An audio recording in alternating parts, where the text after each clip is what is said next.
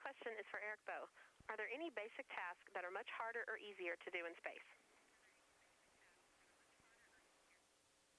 Yes, to both. There are much harder things and much easier things. Let me give you an example. For harder, yesterday I was in the module that we brought up on Discovery, the permanent multi-purpose module, and I had to take off 22 bolts that were in there, and they also had the fasteners were free. So as soon as the washer that was on it could come free and be released. So basically 44 parts.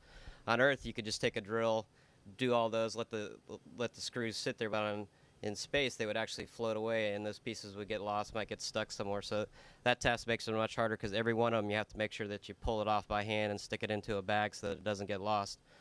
On the much easier side, moving a rack, a lot of our racks on the space station are about the size of a refrigerator, weigh anywhere from 500 to 1,000 pounds.